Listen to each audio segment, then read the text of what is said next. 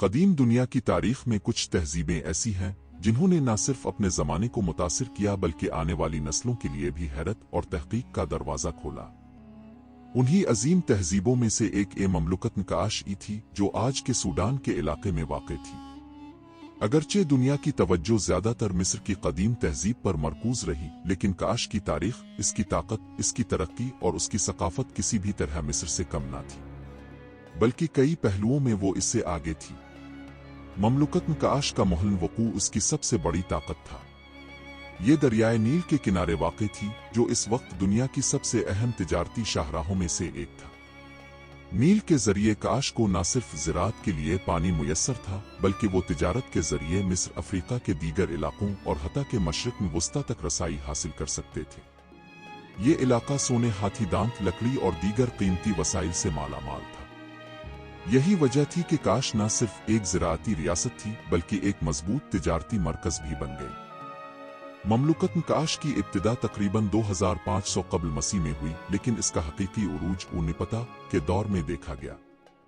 निपता इस ममलुकत का पहला बड़ा दारुल हुकूमत था, जो एक मजहबी और सियासी मरकज था। यहाँ के हुक्मरान न सिर्फ सियासी ताकत रखते थे बल्कि मजहबी हैसियत भी रखते थे। वो खुद को देवताओं का नुमाइंदा समझते थे, खास तौर पर आमून देवता के। सिया फिरौन।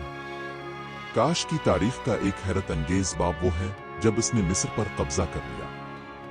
तकरीबन 8वीं सदी कब्ल मसीह में काश के बादशाह ने मिस्र को फतह किया और वहां 25 सल्तनत कायम की। ये हुक्मरान सिया फिरौन के नाम से मशहूर हुए।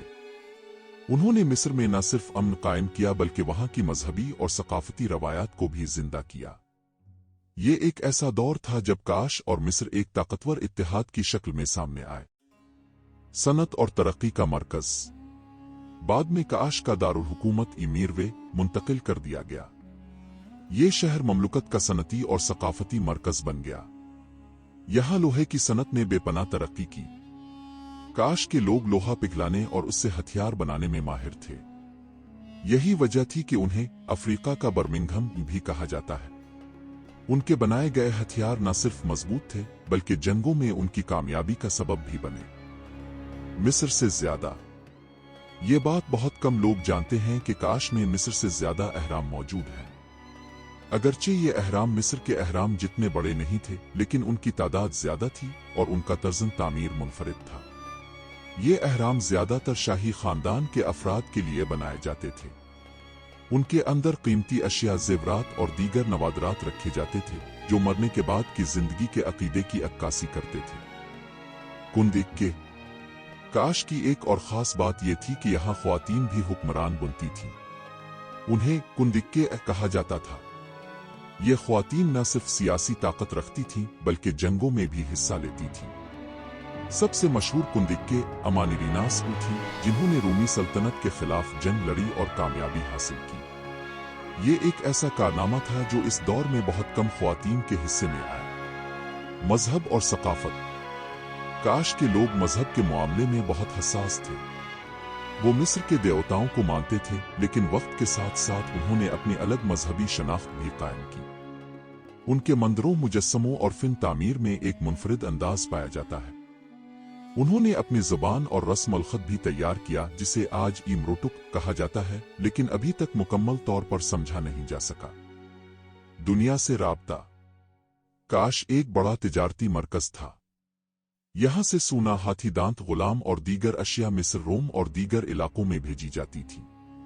ये तिजारत न सिर्फ दौलत का जरिया थी बल्कि सकाफती तबादले का भी बाइस बनी। काश के लोग मुख्तलिफ तहजीबों से सीखते और अपनी सकाफत में शामिल करते रहे। एक पुरअसरार अंजाम। तकरीबन 4वीं सदी ईस्वी में ममलुकत काश का ज़वाल शुरू हुआ। इसकी कई वजूहात थीं, जिनमें मौसमी तब्दीली, वसाइल की कमी और बैरूनी हमले शामिल थे। आखिरकार इक्सिवम की सल्तनत ने काश को शिकस्त दी और ये अजीम ममलुकत तारीख के सफ़हात में गुम हो गई। एक भूली हुई अजमत। आज ममलुकत काश को एक भोली बसरी तहजीब समझा जाता है, लेकिन इसका असर आज भी महसूस किया जा सकता है। इसकी तमीरात, इसकी सकाफत और उसकी तारीख हमें ये सिखाती है कि अजमत सिर्फ शोहरत से नहीं बल्कि किरदार, इल्म और तरक्की से हासिल होती है।